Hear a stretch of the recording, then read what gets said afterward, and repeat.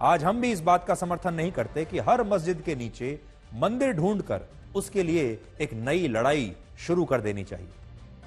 आज हम भी यही कहते हैं कि इस देश में कम से कम 1800 ऐसी मस्जिदें और दरगाह होंगे जहां पर ऐसे दावे किए जाते हैं कि इनके नीचे मंदिर है। मंदिर तोड़कर इन मस्जिदों को बनाया गया है। लेकिन अब क्या हम उन 1800 स्थानों पर दंगे करा दें, एक नया संघर्ष पैदा कर दें, उन 1800 शहरों में एक नई कानूनी लड़ाई शुरू कर दें, वहां पर सब जगह पर सर्वे कराने शुरू कर दें और वहां पर भी वही करें जो संभल में हुआ?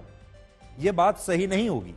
लेकिन सोचिए, क्या भारत के हिंदुओं को अपना सही इतिहास जानने का भी अधिकार नहीं है? क्या उन्हें यह नहीं पता होना चाहिए कि अजमेर शरीफ की दरगाह का निर्माण किसी हिंदू मंदिर को तोड़कर हुआ था या नहीं? जैसे किसी भी बच्चे को यह अधिकार होना चाहिए कि उसे पता हो कि उसके माता पिता कौन है, उसके वंशज कौन है।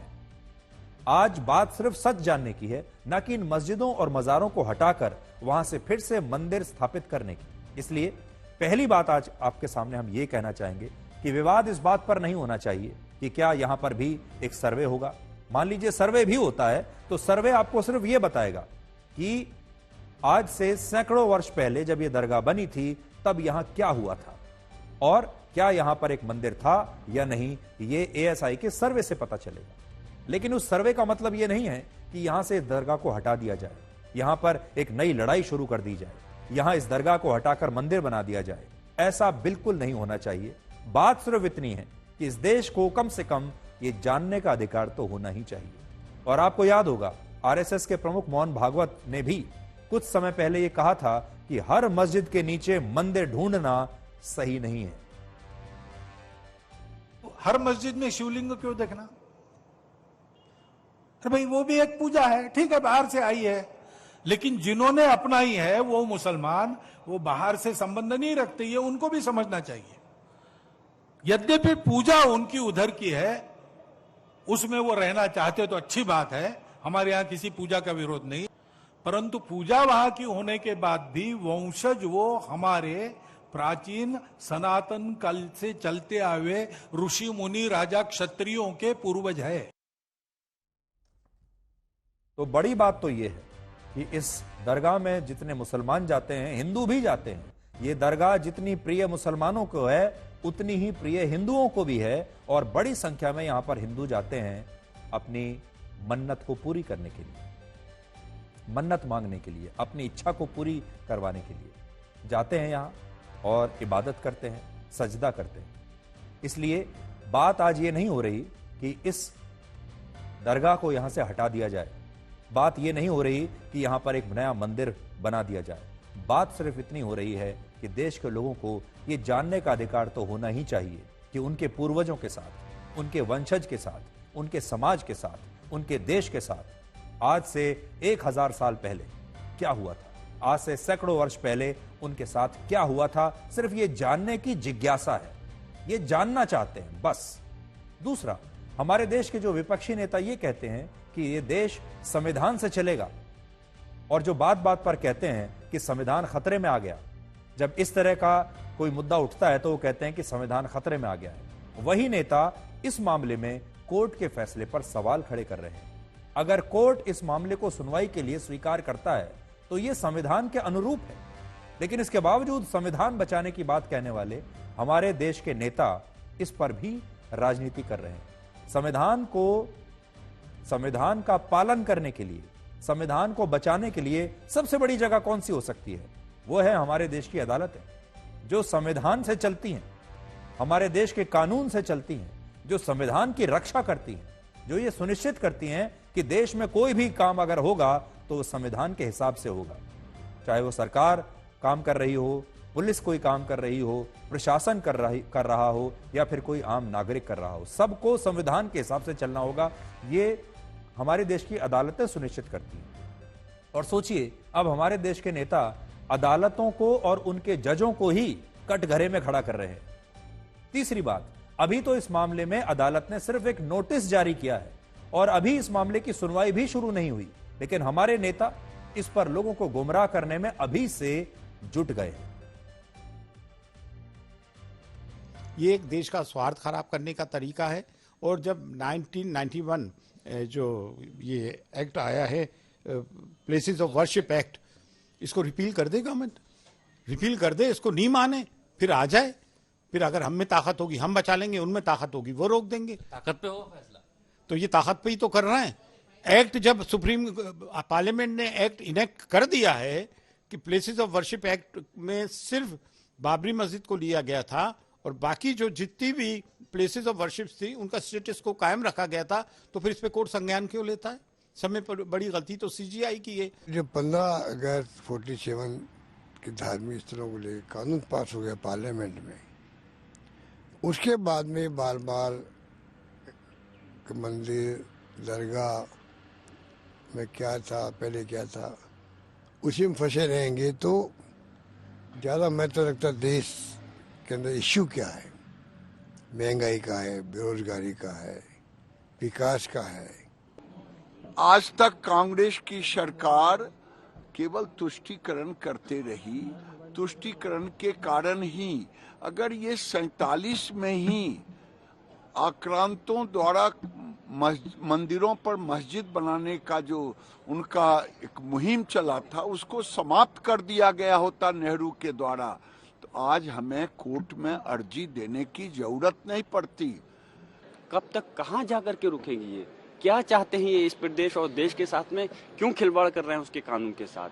माननीय सर्वोच्च न्यायालय को उसमें संज्ञान, मैंने भी रिट दायर कर रहा हूं इस मामले में माननीय सर्वोच्च न्यायालय के अंदर, और मैं ये मांग करता हूं कि इस पे जरूर रोक लगनी चाहिए। अरे भाई, ये पूरे देश में आग लगाने की बातें हो रही हैं, क्या हो क्या रहा है देश में? प्रधानमंत्री जी को भी देखना चाहिए, और मैं चाहता हूं कि माननीय सुप्रीम कोर्ट स्वयं संज्ञान ले। देश के अंदर हो क्या रहा है? एक पूरी कम्युनिटी को आप कहाँ ले लगाना चाहते हो? किस साइड लाइन में लगाना चाहते हो? आप उनके धार्मिक स्थल नहीं छोड़ रहे, आप उनकी प्रॉपर्टीज के ऊपर आप नहीं छोड़ना चाहते। आप क्या करना चाहते हो? हमारे साथ हमें लगाना कहाँ चाहते हो वो बता दो। अजमेर शरीफ की आप बात करती हैं, वो सिर्फ मुसलमानों के लिए धार्मिक स्थान नहीं है। भारी संख्या में वहां पर हिंदू जाते हैं जो उस दरगाह पे अपनी श्रद्धा व्यक्त करते हैं, वहां जाके नमन करते हैं, अपनी प्रार्थना करते हैं। तो मुझे लगता है कि अगर इस देश के ताने बाने को ही बिगाड़ने में ये लोग लगे हुए हैं जहां पे भाजपा शासित राज्य है, तो ये बहुत गंभीर बात है। भगवान की कृपा है, सब मंगल मंगल हो रहा है, हिंदुत्व के प्रति सकारात्मक समय आ रहा है। अगर वहां भी शिव मंदिर है तो प्राण प्रतिष्ठा होगी, रुद्राभिषेक होना चाहिए। तो आज सभी लोग ये धमकी दे रहे हैं कि अगर ये मामला आगे बढ़ा तो देश में आग लग जाएगी। आपने देखा होगा जब राम मंदिर का फैसला आया था, या जब राम मंदिर का ये मामला अदालतों में चल रहा था, राम मंदिर और बाबरी मस्जिद का, तब भी यही कहा जाता था कि जिस दिन ये फैसला आएगा उस दिन देश में आग लग जाएगी। फिर ज्ञान वापी का मामला आया, तब भी यही कहा गया कि जिस दिन इस पर फैसला आएगा उस दिन आग लग जाएगी। श्री कृष्ण जन्मभूमि पर भी यही कहा गया कि इससे देश में आग लग जाएगी। संभल में तो वाकई आग लगी गई है। अब अजमेर में यह बात हो रही है, अब भी सभी लोग ये कह रहे हैं विपक्ष के कि अगर ऐसा हुआ तो देश में आग लग जाएगी। लेकिन आज बड़ी बात यह है, आग कैसे लग जाएगी? एक पक्ष इस देश का, एक धर्म के लोग सिर्फ ये जानना चाह रहे हैं कि उनके साथ, उनके पूर्वजों के साथ, उनके वंशजों के साथ आज से सैकड़ों वर्ष पहले क्या हुआ था, इस स्थान पर आज से सैकड़ों या हजारों वर्ष पहले क्या हुआ था, हम ये जानना चाहते हैं। इसका एक सर्वे करवा लीजिए। इसके बाद कोई ये नहीं कह रहा कि इस दरगाह को यहां से हटा दिया जाए। और जैसा मैंने कहा कि इस दरगाह में तो इतने चमत्कार लोगों ने देखे हैं, और जितने मुसलमान वहां पर जाते हैं हिंदू भी उतने ही जाते हैं। आज एक बड़ा सवाल यह है, क्या इस मामले में हिंदू पक्ष की याचिका का मंजूर होना उस कानून का उल्लंघन है जिसे प्लेसेस ऑफ वर्शिप एक्ट कहते हैं? आज बड़े बड़े नेता इसी बात को कह रहे हैं कि प्लेसेस ऑफ वर्शिप एक्ट जो है फिर तो इसे बाहर फेंक देना चाहिए। तो आपको यह पता होना चाहिए कि यह कानून क्या है। यह कानून कहता है कि अयोध्या को छोड़कर देश में सभी धार्मिक स्थलों की उसी यथास्थिति को बरकरार रखा जाएगा जो 15 अगस्त 1947 से पहले थी। इस हिसाब से अजमेर में आज जो दरगाह है वो भविष्य में भी ऐसे ही दरगाह रहेगी, और यहां कभी भी दरगाह को हटाकर मंदिर नहीं बन सकता। यह कानून इस बात को सुनिश्चित करता है। और हम भी ये कहते हैं कि अगर हमारे देश में कोई कानून है तो फिर उसका पालन होना चाहिए। और अगर वो कानून ये कहता है कि वो मस्जिद या वो दरगाह वहीं पर रहेगी तो फिर उसे वहीं पर रहना भी चाहिए और वो रहेगी। लेकिन ये कानून ये नहीं कहता कि हमारी अदालतें इस दरगाह का या किसी विवादित मस्जिद का सर्वे कराकर ये पता नहीं लगा सकती कि हमारा असली इतिहास क्या था और क्या वाकई में इन स्थानों पर हिंदू मंदिरों को तोड़ा गया था या नहीं। इसके अलावा यह कानून हमारे देश की संविधान सभा को लेकर संविधान सभा लेकर नहीं आई थी। संविधान के निर्माता डॉक्टर भीमराव अंबेडकर को इस कानून के बारे में पता भी नहीं था, लेकिन बाद में कांग्रेस ने इस कानून को लेकर अल्पसंख्यक मुसलमानों को यह भरोसा दिया कि अयोध्या में जो हुआ वो अब हम देश में और कहीं नहीं होने देंगे। और यह कानून कोई हमारा आजादी के समय का कानून नहीं है। वर्ष 1991 में यह कानून जब संसद में पेश हुआ तब बीजेपी विपक्ष में थी और बीजेपी बार बार यह कह रही थी कि इस कानून का मकसद उन मस्जिदों को बचाना है जिनका निर्माण मंदिरों को तोड़कर किया गया है। वरना आप खुद सोचिए कि इस कानून की और क्या आवश्यकता थी। जब इस कानून पर लोकसभा में बहस हो रही थी तब बीजेपी के एक सांसद रासा सिंह रावत ने कहा था कि इस कानून में अयोध्या के अलावा कम से कम मथुरा के श्री कृष्ण जन्मभूमि के मामले को और काशी के ज्ञानवापी मामले को भी अपवाद के तौर पर शामिल करना चाहिए, क्योंकि इन दोनों ही स्थानों पर मुगलों ने मंदिरों को तोड़कर मस्जिदें बनाई थी।